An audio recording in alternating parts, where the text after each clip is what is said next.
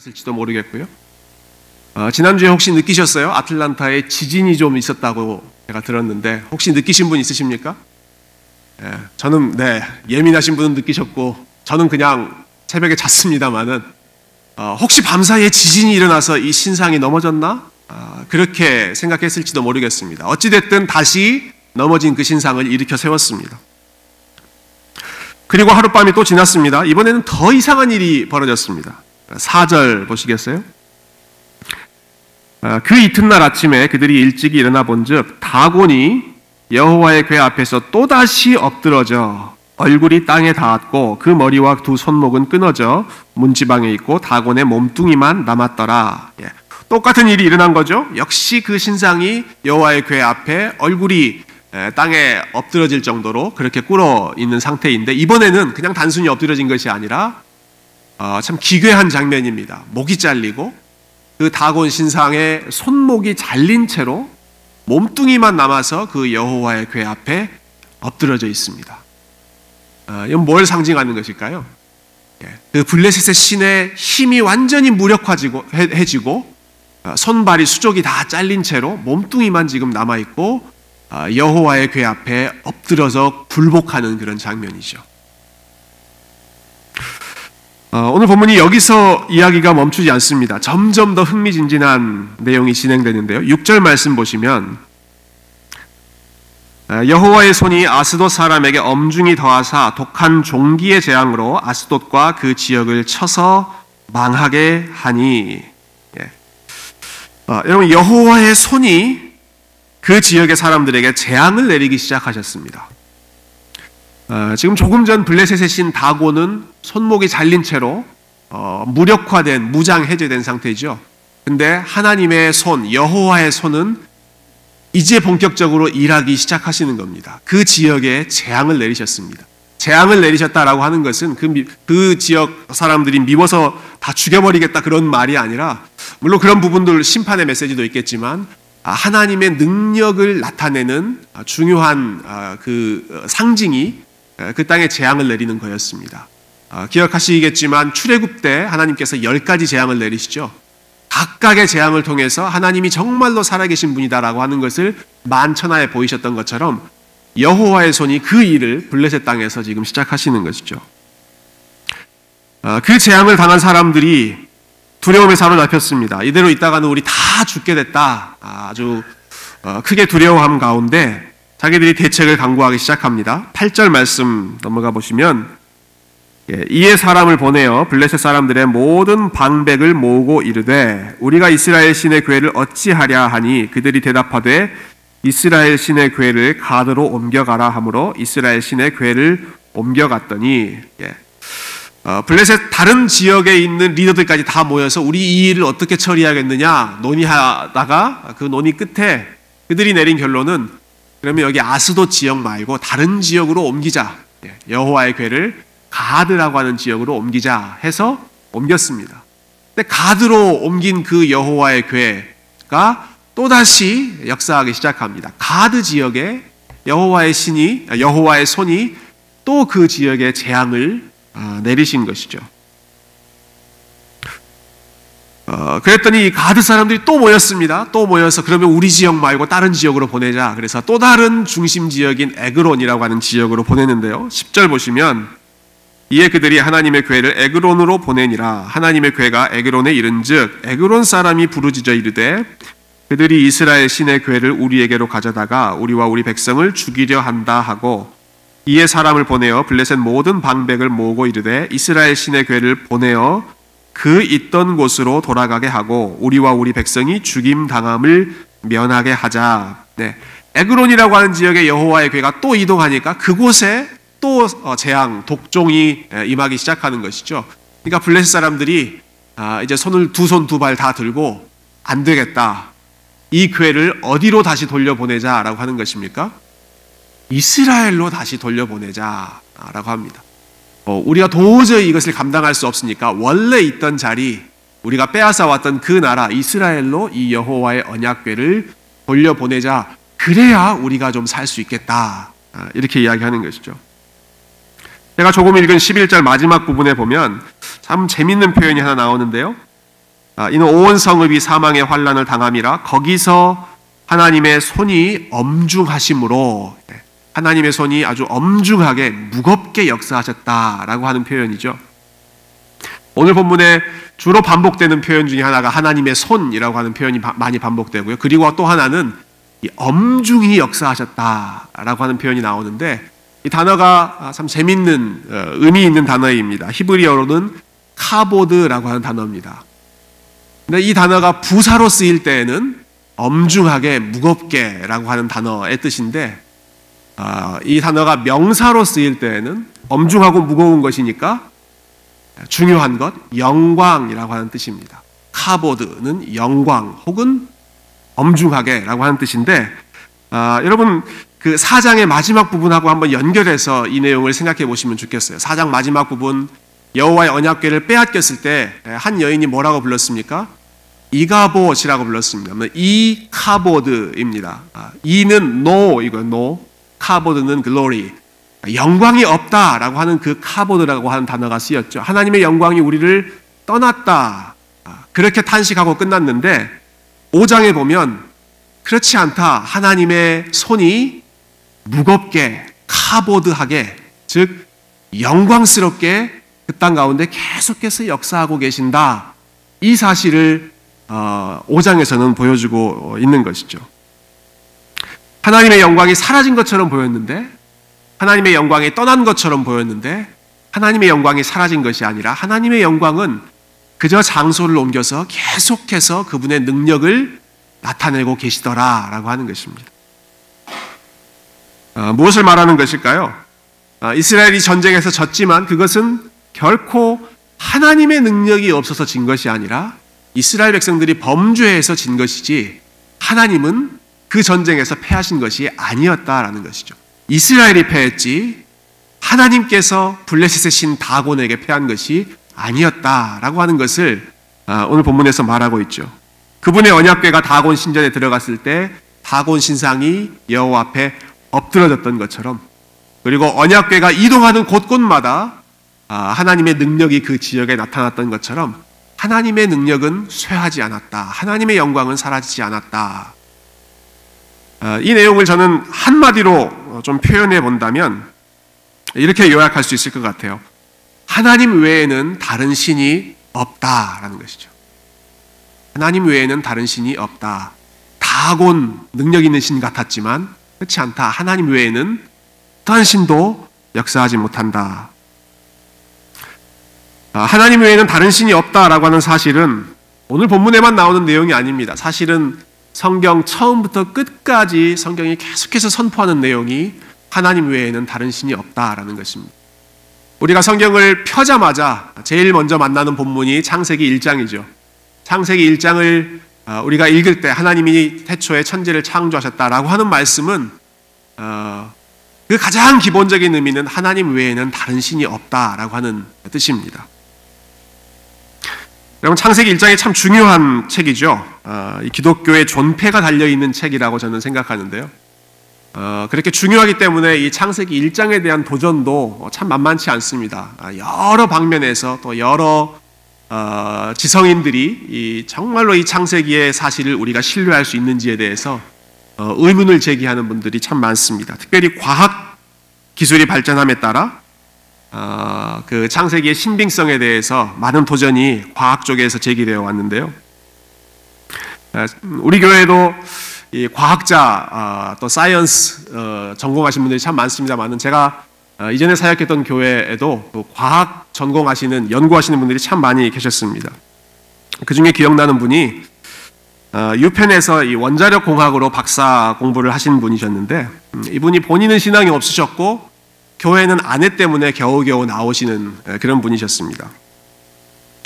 근데 이분이 하나님을 믿게 된 과정이 저는 참 흥미롭고 감동적이었습니다. 유학생으로 공부하는 기간 동안 내내 이 아내 되는 자매님께서 아침마다 이 남편의 도시락을 싸주셨대요. 그런데 도시락 싸면서 기도하면서 밥을 푸면서, 하나님, 이 밥 먹고 우리 남편 하나님 믿게 해주세요. 그렇게 기도하면서 그렇게 도시락을 쌌대요. 7년 정도 시간을 그렇게 쌌는데 할렐루야, 하나님께서 그 기도 들으시고 그 형제님의 마음을 움직이셨습니다. 그래서 결국 하나님을 믿게 되셨는데 그 믿게 되는 과정이 참 흥미롭습니다. 이분이 아내가 계속 교회 가자 또 성경 읽어라 라고 이렇게 권면하니까 그 성화에 못 이겨서 말씀을 읽기는 읽었는데 얼마나 똑똑한 사람입니까? 얼마나 또 과학적인 기술이 많은, 지식이 많은 분입니까? 그래서 성경을 읽을 때마다 계속 의문이 생기는 거죠. 자기가 받아들일 수 없는 그런 내용들이 많이 나오길래 계속 고개를 갸웃거리면서 거부하고 있었습니다. 예를 들면 하나님이 말씀으로 세상을 창조하셨다. 아니 이게 어떻게 가능한 일인가? 하나님이 인간이 되셨다. 아니 이게 어떻게 설명할 수 있는 일인가? 말이 되는 일인가? 예수님이 물 위를 걸어가셨다. 이거 중력의 법칙을 위배하는 것인데 이거 어떻게 가능한 일인가? 어떻게 과학적으로 설명할 수 있는가? 항상 그러한 질문이 이분의 마음을 힘들게 했던 것이죠. 근데 그러던 중에 어느 날 성경을 읽는데 이분 마음속에 이런 생각이 들더라는 것입니다. 자기가 항상 성경 읽을 때마다 how라는 질문을 던졌는데 질문을 좀 바꿔서 내가 읽어봐야겠다. 그러면서 던지는 질문이 why라는 질문으로 바꿨습니다. how, 어떻게에만 관심 갖고 성경을 읽을 때 하고 그때 풀리지 않던 것들이 why라는 질문을 던지니까 성경의 많은 부분이 새롭게 이해되는 그런 부분이 있더라는 것이죠. 물론 그 모든 과정은 성령님께서 역사하신 결과였죠. 이전에는 하나님이 사람이 되셨다. 어떻게 그게 가능한가? 그걸 어떻게 설명할 수 있는가? 설명이 안 되는 부분이고 성경도 사실 그것을 자세히 설명하지 않습니다. 그러나 why라는 질문을 던지면 하나님이 왜 사람이 되셨는가? 여기에 대해서는 성경이 이야기하죠. 하나님이 왜 사람이 되셨는가? 하나님이 세상을 사랑하셔서 사람이 되셨다. 하나님이 그 백성들을 구원하시고 싶으셔서 친히 사람이 되셨다. 성경이 그 부분에 대해서는 설명하죠. 신적인 존재가 어떻게 인간의 그 물질을 입고 변화될 수 있는가? 그 과정, 프로세스에 대해서는 이야기하지만 하나님이 사람이 되신 그 의미에 대해서는 성경이 분명히 선포하고 있는데 성경을 읽을 때 그러한 새로운 질문을 가지고 접근하니까 성경의 많은 부분들이 풀리더라는 것입니다. 이분이 창세기를 읽으면서도 창세기에 어떻게 하나님이 창조하셨는가 보다는 하나님이 왜 창조하셨는가 라는 부분에 질문을 던지면서 하나씩 얽혀있던 실타래가 풀려가더라라고 하는 것이죠. 여러분 창세기 1장은 그렇게 이해하는 게 좋습니다. 오늘 본문하고 창세기 1장이 많이 연결돼서 제가 이 부분을 지금 연결하고 싶어서 말씀드리는 건데요. 창세기 1장을 이해하려면 how라는 질문이 아니라 why라는 질문을 던져야 됩니다. 어떻게 6일 동안 창조하셨지? 어떻게 하루에 하나씩 그 엄청난 걸 창조하는 것이 가능하지? 모세가 성경을 기록할 때 목적은 세상이 어떻게 창조되었는지 그 프로세스를 기록하거나 과학적인 정보를 전달하기 위해서가 아니었습니다. 모세는 하나님이 왜 세상을 창조하셨는지 그리고 창세기 1장의 그 내용이 우리에게 어떤 의미를 어떤 영적인 의미를 주는지 거기에 더 큰 초점이 맞춰져 있던 것이죠. 여러분 모세의 그 창세기를 처음 들었던 독자들은 모세와 함께 이집트를 빠져나왔던 출애굽 백성들이었습니다. 그 백성들은 오랜 시간 동안 이집트에 살았습니다. 430년이 넘는 시간을 이집트에 살았습니다. 이집트는 고대 다른 나라들과 마찬가지로 가장 많은 신을 섬기고 가장 많은 우상들을 섬기던 그런 다신교 국가였습니다. 그들은 태양신을 섬겼죠. 또 농사를 짓는 나라였기 때문에 비, 물 이런 거 중요하죠. 나일강신 또 비를 내리는 신을 섬겼던 사람들입니다. 그들을 다스리던 통치자 바로라고 하는 아주 어마어마한 권력자를 신적인 존재로 숭상하던 나라가 이집트였습니다. 그런 문화 속에서 쭉 430년을 살다 보니까 이 이스라엘 사람들 마음, 그들은 유일신 신앙을 가지고 있었던 사람들이지만 그 유일신 신앙이 다 사라진 것이죠. 이것도 신, 저것도 신, 저것도 신, 다 그런 문화 속에서 자랐으니까요. 그러한 다신론 문화에 젖어 있던 이스라엘 백성들에게 하나님만 유일하게 살아있는 신이다라고 하는 것을 입증하고 선포하기 위해서 창세기 1장의 그 창조 기사를 설명하고 가르치는 것이죠. 야, 너희들 지금까지 해, 달, 별 이러한 것들을 신이라고 섬기면서 살아왔지. 그렇지 않다. 하나님이 해, 달, 별 창조하셨다. 다른 것 다 하나님의 권위 아래에 있는 피조물에 불과하다. 야, 너희들 농사 지을 때마다 기우제 지내고 나일강 신에게 제사 드리고 그러면서 살았지. 그렇지 않다. 비도, 물도, 강도, 바다도 누가 창조하셨다? 하나님이 창조하셨다. 그러니까 그 모든 것들은 피조물이지 신적인 존재가 아니다라는 것이죠. 너희들 지금까지 바로 왕 앞에서 벌벌 떨면서 그 사람이 마치 신의 아들인 것처럼 신적인 존재인 것처럼 그렇게 살아왔는데, 인간 역시도 하나님이 창조하신 피조물, 정말 존귀한 만물의 영장이지만 그럼에도 불구하고 하나님의 창조된 피조물에 불과하다. 그러니까 무엇만 섬기라는 것입니까? 다른 거 섬기지 말고 하나님만 살아있는 신으로 창조주로 섬기라라고 하는 것이죠. 오늘 본문에 나오는 내용과 마찬가지죠. 블레셋의 신 다곤, 아니 하나님과 경쟁할 수 있는 대등한 위치에 있는 존재가 아니다라는 것입니다. 하나님만이 살아있는 신이기에 마치 블레셋 사람들이 전쟁에서 이겨서 그 신이 뭐 대단히 능력 있는 것처럼 보인다고 하더라도 본문 잘 읽어봐라. 다곤 신상이 여호와의 언약궤 앞에 꿇어 엎드려서 손발이 잘린 채로 하나님 앞에 무릎 꿇고 있는 것을 기억하고 너희는 하나님만 살아있는 신으로 섬겨라. 여러분, 이것이 오늘 본문이 그 당시에 이 말씀을 읽는 백성들에게, 그리고 오늘 이 말씀을 읽는 저와 여러분에게 주는 메시지입니다. 하나님 외에는 다른 신이 없다라는 것이죠. 여러분 믿으십니까? 하나님 외에는 다른 신이 없습니다. 하나님 외에는 그 어떤 신도 없습니다. 우리가 지금 살아가고 있는 시대가 이 종교 다원주의라고 많이 부르죠. 모든 종교가 다 저마다의 신을 믿고 있고, 하나님은 그냥 기독교 사람들이 믿고 있는 one of many gods, 많은 신들 중에 그냥 한 신에 불과하다라는 것이 사실 오늘 일반 사람들이 생각하는 종교에 대한 이해인데요. 세상에서 어떻게 이야기하든지, 또 똑똑한 사람들이 어떻게 이야기하든지 간에 우리는 그저 하나님 말씀 붙잡고 가는 것입니다. 말씀이 하나님 외에는 신이 없다라고 선포하고 있으니 우리도 그렇습니다. 하나님 외에는 신이 없습니다. 우리는 그 믿음으로 살아가는 것이죠. 그렇다면 우리가 이렇게 하나님만이 참 신이다라는 믿음을 가지고 살아간다면 그 삶의 모습은 어떻게 나타나야 할 것인지 적용할 점을 한번 생각해보고 오늘 말씀을 정리하면 좋겠습니다. 먼저 오늘 본문을 이렇게 적용하면 안 된다라고 하는 잘못된 케이스를 알려드리겠습니다. 제가 대학 시절 때 참 믿음이 좋았습니다. 제가 지금 생각해도 지금보다 대학교 다닐 때 더 믿음이 더 좋았던 것 같습니다. 근데 대학 시절 때 이 본문을 읽고 참 마음이 뜨거워졌던 적이 있습니다. 마음이 불타올랐습니다. 그래, 다곤 그따위 것 다 무너져라. 하나님만 유일하신 신이지. 다른 우상들은 다 하나님 앞에 엎드러질 것이다 라고 마음에 확신이 가득 찼습니다. 아멘이죠. 근데 그때 제 눈에 들어오던, 제 눈에 거슬리던 물건이 하나 있었습니다. 여러분, 한국 대학교에 보면 중요한 곳마다 뭐가 세워져 있나요?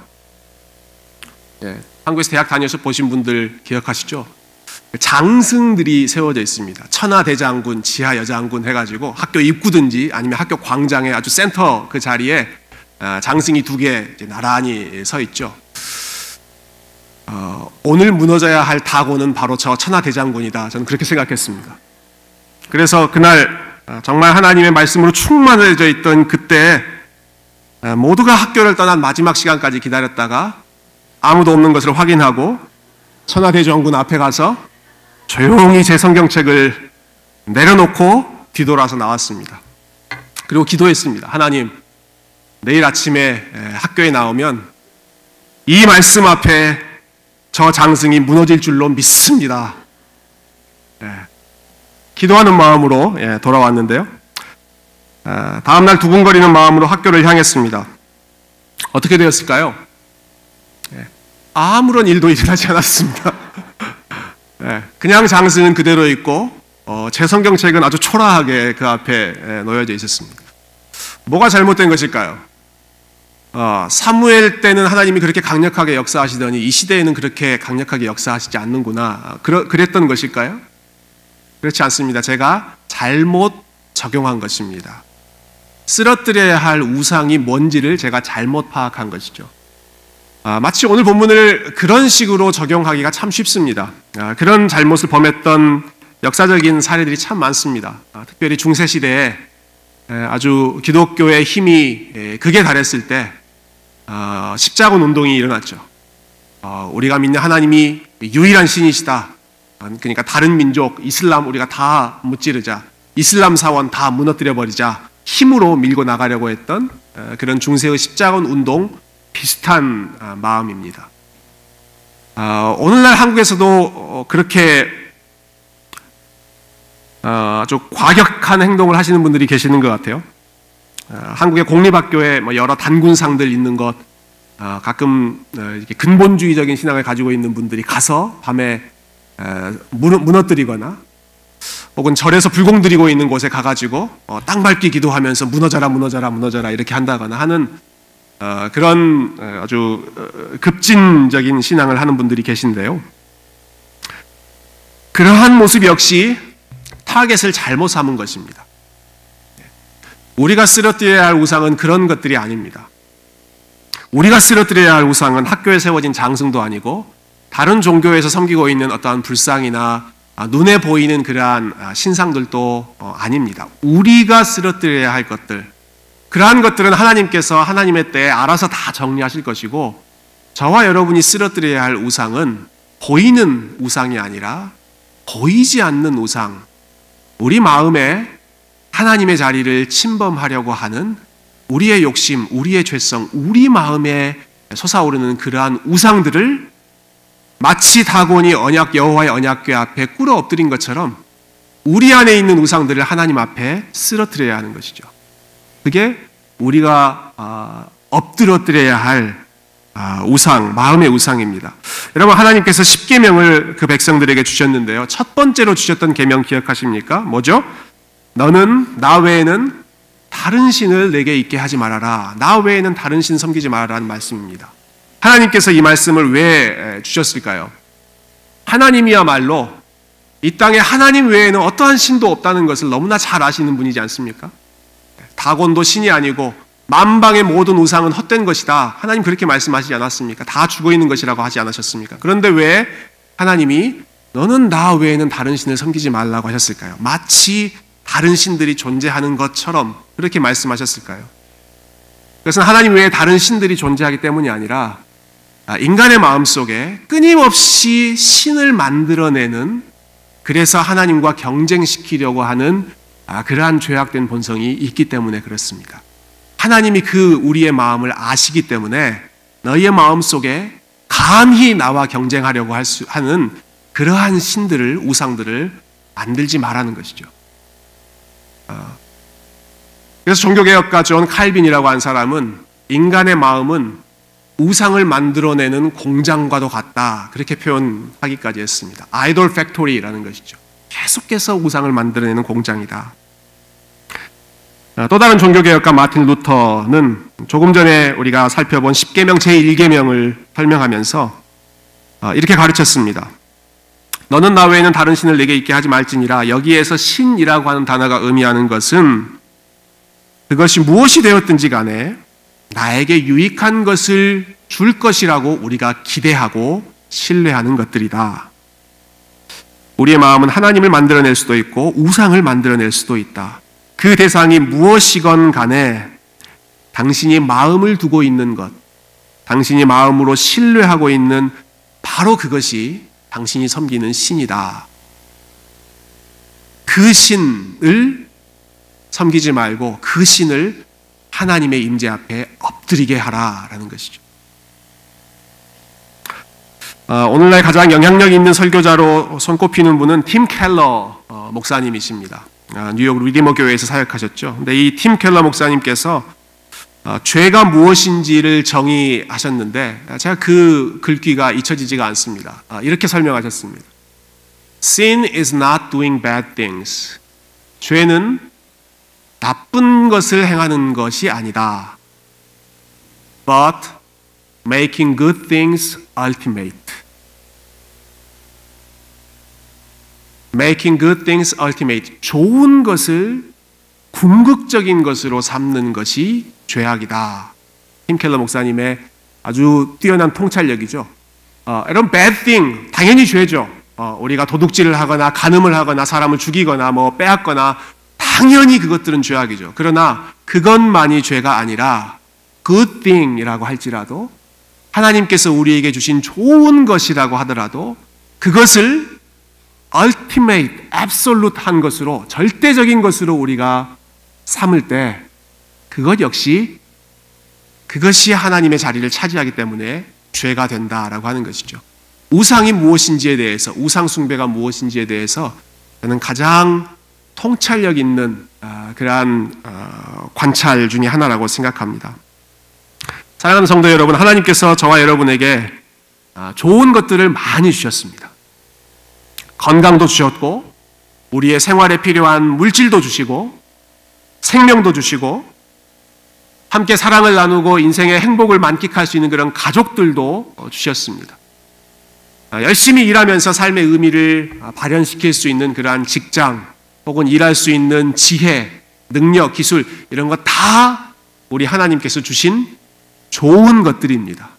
좋은 것들입니다. 그건 나쁜 것들이 아닙니다. 좋은 것들입니다. 그렇지만 우리가 그 좋은 것들을 하나님보다 더 우선적인 것으로 궁극적인 것으로 높이는 순간 그 좋은 것들이 더 이상 좋은 것이 아니라 우리를 죄로 이끄는 우상들이 된다라고 하는 것이죠.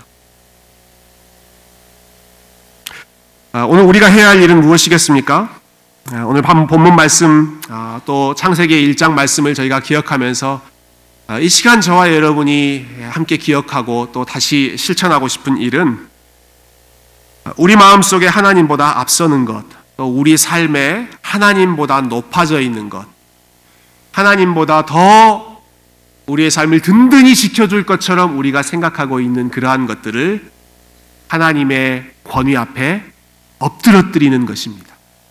마치 블레셋의 신 다곤이 여호와의 언약궤 앞에 엎드러져 있는 것처럼 그것이 우리의 물질이든 우리의 생명이든 우리가 너무나 사랑하고 아끼는 자녀들이든 부모님이건 우리가 하는 일이건 무엇이건 간에 그 모든 것이 하나님보다 앞서지 않도록 그 모든 것들은 하나님의 권위 아래에서 우리가 감사함으로 누려야 할 것이지 하나님의 자리를 탐해서는 안 되는 것으로 그 경계를 분명히 하고 저와 여러분의 삶, 저와 여러분이 소중하게 생각하는 모든 것을 오늘 설교의 말씀의 제목처럼 여호와 앞에 다 엎드리게 하는 그러한 믿음의 시간이 저와 여러분에게 주어지기를 주의 이름으로 축원드립니다.